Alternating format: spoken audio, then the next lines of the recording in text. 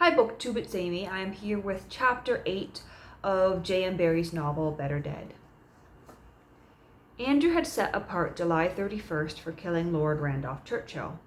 As his term of probation was up in the second week of August, this would leave him nearly a fortnight to finish his thesis in.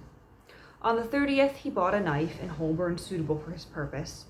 It had been his original intention to use an electric rifle, but those he was shown were too cumbrous for use in the streets. The eminent statesman was residing at this time at the Grand Hotel, and Andrew thought to get him somewhere between Trafalgar Square and the house. Taking up his position in a window of Morley's Hotel at an early hour, he set himself to watch the windows opposite.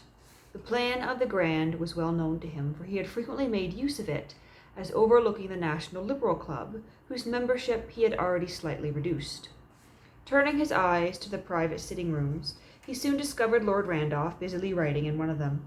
Andrew had lunch at Morley's so that he might be prepared for any emergency. Lord Randolph wrote on doggedly through the forenoon, and Andrew hoped he would finish what he was at in case this might be his last chance. It rained all through the afternoon. The thick drizzle seemed to double the width of the street, and even to Andrew's strained eyes, the shadow in the room opposite was obscured. His eyes wandered from the window to the hotel entrance, and as cab after cab rattled from it, he became uneasy. In ordinary circumstances, he could have picked his man out anywhere, but in all the rain, men looked alike. He could have dashed across the street and rushed from room to room of the Grand Hotel. His self-restraint was rewarded. Late in the afternoon, Lord Randolph came to the window. The flashing waterproofs and scurrying umbrellas were a surprise to him, and he knitted his brows in annoyance. By and by, his face was convulsed with laughter. He drew a chair to the window and stood on it, that he might have a better view of the pavement beneath. For some 20 minutes he remained there, smacking his thighs, his shoulders heaving with glee. Andrew could not see what it was, but he formulated a theory. Heavy blobs of rain had gathered on the windowsill, slowly released their hold from time to time, and fell with a plump on the hats of passers-by. Lord Randolph was watching them. Just as they were letting go, he shook the window to make the wayfarers look up. They got the raindrops full in the face, and then he screamed. About 6 o'clock, Andrew paid his bill hurriedly and ran downstairs. Lord Randolph then came to the window in his greatcoat. His follower waited for him outside. It was possible that he would take a hansom and drive straight to the house, but Andrew had reasons for thinking this unlikely. The rain had somewhat abated. Lord Randolph came out, put up his umbrella, and glancing at the sky for a moment, set off briskly up St. Martin's Lane.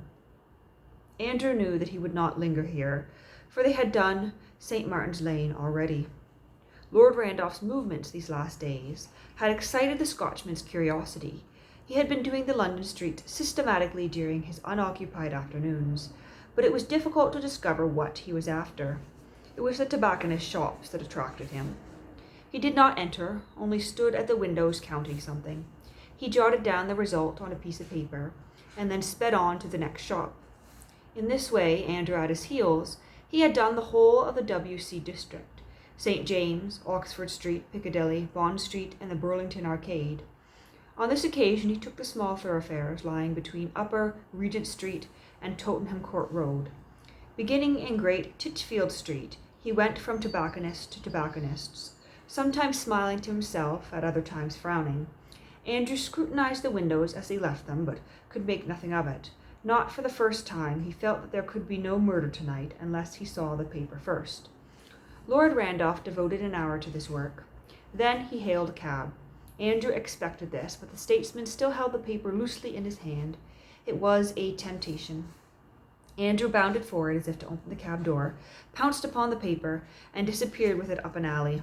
After 5 minutes' dread lest he must be pursued, he struck a match and read, Great Titchfield Street, Branscombe 15, Churchill 11, Langtry 8, Gladstone 4, Mortimer Street, Langtry 11, Branscombe 9, Gladstone 6, Mary Anderson 6, Churchill 3, Margaret Street, Churchill 7, Anderson 6, Branscombe 5, Gladstone 4, Chamberlain 4, smaller streets, Churchill 14, Branscombe 13, Gladstone 9, Langtry 9. Totals for today, Churchill 35, Langtry 28, Gladstone 23, Branscombe 42, Anderson, 12. Chamberlain, nowhere. Then followed, as if in a burst of passion. Branscombe, still leading, confound her. Andrew saw that Lord Randolph had been calculating fame from Vesta boxes. For a moment this discovery sent Andrew's mind wandering. Miss Branscombe's photographs obstructed the traffic. Should not this be put a stop to? Ah, but she was a woman. This recalled him to himself. Lord Randolph had departed, probably for St. Stephen's. Andrew jumped into a hansom. He felt like an exotic in a glass frame. The house, he said. What a pity his mother could not have seen him then. Perhaps Andrew was prejudiced. Undoubtedly he was in a mood to be easily pleased. In his opinion, at any rate, Lord Randolph's speech that night on the Irish question was the best he ever delivered. It came on late in the evening, and he stuck to his text like a clergyman. He quoted from Hansard to prove that Mr. Gladstone did not know what he was talking about. He blazed out against the Parnellites till they were called to order. The ironical members who cried, "Hear, hear," regretted it. He had never been wittier, never more convincing, never so magnificently vituperative.